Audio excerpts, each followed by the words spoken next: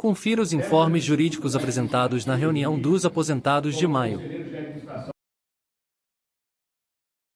É uma ação que é aplicado o prazo decadencial. Que é isso, Salete? Ou seja, primeiro pagamento não pode ter ocorrido há mais de 10 anos. É outra questão. Terceira questão, o sindicato tem ação coletiva. Está correndo perante a 25ª Vara Federal do Rio de Janeiro.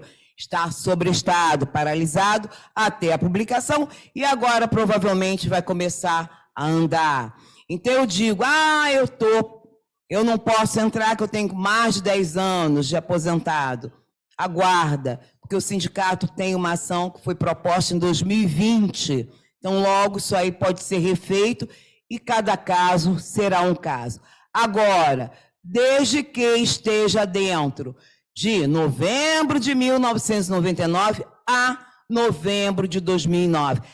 Me aposentei em 95, não tem direito. Me aposentei em 98, não tem direito. Por quê? Essas pessoas não foram prejudicadas com a mudança de cálculo. Outra coisa também é importante falar, já vou, tá? Não vou me estender.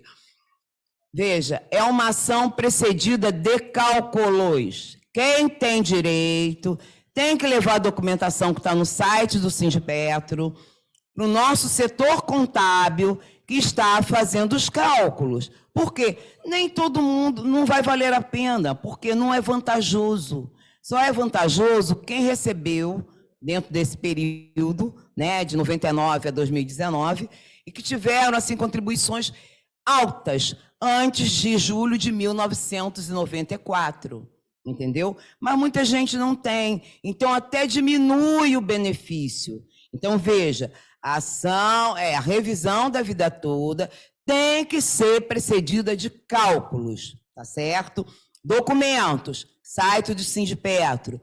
Eu posso pensar que eu tenho direito? Olha, você se aposentou em novembro de 99 a novembro de 2019, então pode nos procurar para a gente avaliar se terá ou não. Tá bom? Era isso que eu queria falar para vocês. Um forte abraço.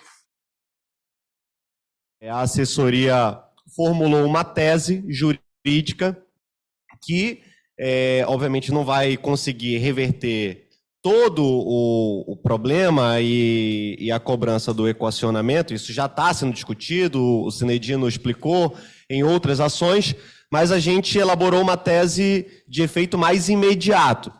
O que tem a ver essa tese? Qualquer pessoa que faça a contribuição para a Previdência Suplementar, que é o caso da Petros, ela tem direito, por lei, a deduzir 12% dessa contribuição ordinária no contra-cheque, né? Isso já está previsto em lei, e isso assim é feito automaticamente, né? A Petrobras, né, quando vai fazer os descontos, né, e remeter o cálculo do imposto de renda das contribuições ordinárias, ela já faz automaticamente deduzindo 12% do que se contribui de maneira ordinária. Qual o problema? A partir do momento que começou a se aplicar o equacionamento, ou seja, contribuições extraordinárias, começou uma discussão.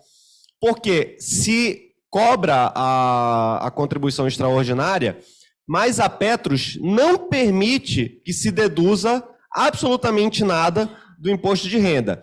Então, já tem uma discussão de longo período, porque as contribuições extraordinárias não começaram agora, de que, na verdade, isso não deveria entrar na base de cálculo do imposto de renda. Ou seja, esse valor que eu estou pagando de maneira extraordinária, eu não poderia incluir na minha base de cálculo, né? Então, essa é a primeira tese que nós vamos defender, só que essa tese não é uma novidade, digamos assim, já está sendo discutida, teve uma ação da FNP que foi distribuída em Brasília com esse tema particular e específico, que foi julgada improcedente, porque, em resumo, a Receita Federal, a União, diz o seguinte, olha, em matéria tributária, e essa é uma matéria tributária, ou seja, incidência ou não para a base de cálculo do imposto de renda, não cabe interpretação extensiva, ou seja, ou está na lei ou não está na lei. Então, como não está na lei o tema das contribuições extraordinárias, por isso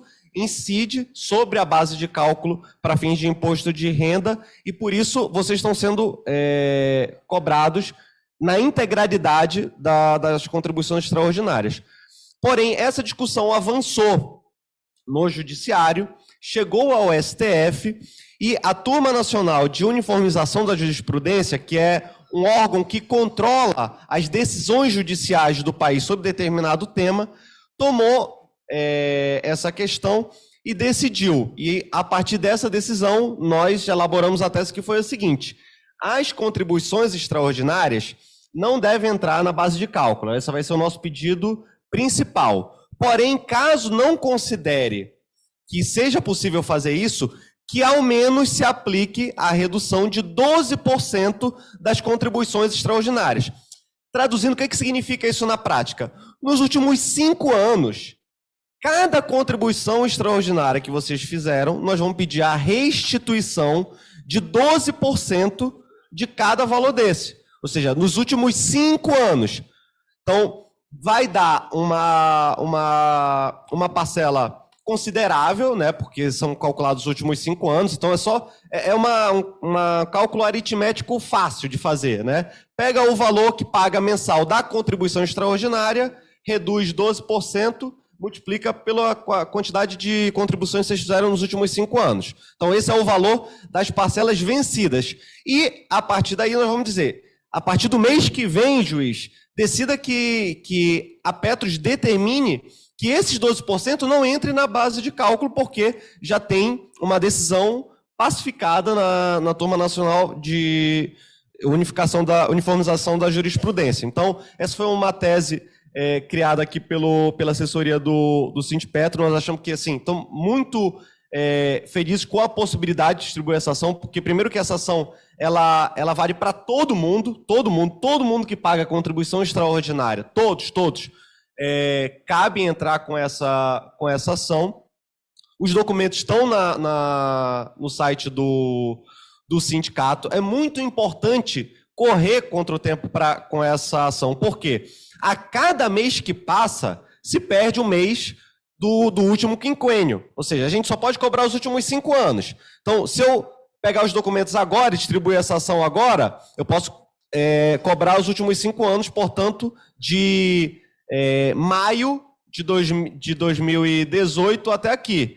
Se eu pegar só mês que vem, eu só posso cobrar de junho de 2018. E assim, cada mês que passa, eu perco um mês da onde começou a contribuição extraordinária. Então, por isso, correr com essa ação também é bastante importante, né? São documentos simples, a gente está fazendo já o cálculo para distribuir a ação. É uma ação que, na nossa opinião, ela deve ser julgada mais rápido que qualquer uma outra ação que a gente está fazendo. Primeiro, porque a gente vai fazer por meio do juizado especial, que tem uma celeridade maior. E segundo, em razão dessa decisão da Turma Nacional de Uniformização da Jurisprudência, muito possivelmente a AGU não deve recorrer. Se recorrer, ainda assim, o julgamento é bem mais rápido. Então, assim, é uma ação que tem grande possibilidade de procedência e que vai ser julgada num tempo muito mais breve do que as execuções e as ações que a gente está acostumado a mover contra a Petrobras ou a Petros. Para encerrar esse tema, essa é uma ação em favor da União, ou seja, nós estamos cobrando da União. Falando, União, você me tributou errado aqui, devolva a parte do dinheiro que você me descontou indevidamente e, a partir de agora, também tribute de maneira correta.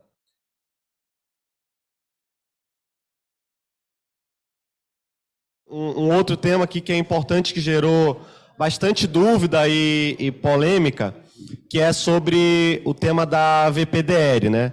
Só para tentar refrescar a memória, a VPDR era aquela participação nos lucros, né? Que na década de 70 teve um decreto-lei que determinou que ela fosse paga incorporada ao salário, né? O Sindipetro entrou com uma ação em 2011 para que os benefícios da Petros tivesse essa parcela calculada, né, incorporada, como era considerada no contra-cheque. A gente ganhou essa ação ela transitou em julgado, ou seja, ela não cabia mais nenhum recurso em 2017. Então, a partir daí, a gente começou a proceder às execuções. Nós consideramos, né, uma série de prazos e divulgamos, né, para a categoria entrar com as execuções, né, que a gente ganhou uma ação coletiva, só que cada um tem que demonstrar que estaria enquadrado dentro das condições daquela ação coletiva. Quais são as condições? Ser da base do Sindipetro, ter recebido VPDR, não ter incorporado integralmente a VPDR naqueles acordos, que não sei se vocês recordam, 2000, 2001, tinha aquela possibilidade de incorporação, e teve gente que incorporou a integralidade da VPDR, ter recebido nos últimos 5 anos, enfim. Então, estou falando isso só para relembrar o que era o tema. Nosso último prazo, que é um prazo que a gente divulgou de acordo com o que a maioria das decisões do Tribunal Superior do Trabalho decide, né? Que é os 5 anos a partir do trânsito em julgado. O que isso quer dizer? Lá de 2017, quando não cabia mais recurso, eu tenho 5 anos para entrar com a ação. Isso concluiu agora em abril de 2022. A EPET divulgou uma tese, que essa tese dizia, em síntese, que o prazo não estaria terminado. Por quê? Em 2018, teve uma determinação do juiz desse caso, dizendo o seguinte: olha, as execuções desse processo vão ser por livre distribuição, cada um entra com uma execução individual, não vai ser nesse mesmo processo aqui não. Então, a tese da EPET dizia o seguinte: ó, tem que considerar 2018, não 2017. Isso é impossível, é ilegal? Não, não é impossível, não é ilegal. Honestamente, é minoritário. Eu poderia mencionar aqui 5, 6 teses diferentes para a gente seguir executando o VPDR. Por exemplo, eu poderia dizer que o Código de Defesa do Consumidor e a lei que trata da ação civil pública, que é o nosso caso, uma ação coletiva, teria que ter um edital convocando os possíveis credores e a não divulgação desse edital não começa a correr prazo prescricional. Então, todo mundo pode executar. Ou eu posso dizer que, em função da pandemia, teve uma suspensão temporária de prazo. E assim eu posso ter 3, 4, 5 teses. Qual é o grande problema, o grande risco disso? Nós, quando nos debruçamos sobre a orientação que a gente fez, a gente tem mais de 1000 execuções de VPDR, né? E nos coube ter que estudar essas decisões, os acórdãos dessas centenas e centenas de decisões para saber como é que o tribunal estava entendendo sobre isso, para concluir qual era o prazo mais adequado e mais correto. Então, nós não reabrimos o prazo porque é o seguinte: o risco de distribuir uma ação agora é gravíssimo, gravíssimo. Por isso, a nossa orientação até o presente momento, e dizemos muito sinceramente, porque a gente queria seguir distribuindo ações, execuções, enfim. Só que o risco colocado nessa questão, e aí nós dizemos com mais tranquilidade, porque nós, enquanto assessoria jurídica do sindicato, né, nós não somos advogados particulares, nós não vamos ganhar honorários se a gente corre para entrar com mais ações ou menos ações. Diferente da advocacia particular, que obviamente estimula a ingressar com as ações, independente às vezes do prejuízo que isso está envolvido, porque está pensando nos seus honorários. E a gente tem inúmeros exemplos como esses de outras ações que, por exemplo, escritórios particulares divulgam e noticiam, e a gente sempre diz: tomem muito cuidado, né? Busquem a informação que a direção do sindicato está passando, porque a direção do sindicato tem muito interesse em prestar um bom serviço à categoria e não está contaminada pela pressão de ganhar mais dinheiro, né? Porque, digamos, não é esse o objetivo fundamental da assessoria jurídica do sindicato. Então, em função disso, que a gente não está reabrindo prazo, né? Na nossa opinião, a tese que prevalece é a tese de que esse período já se encerrou no ano passado, e alertamos que quem distribui essa ação tem que distribuir com a consciência de que pode terminar sendo condenado ao pagamento de custas e honorários, que é muito alto, né?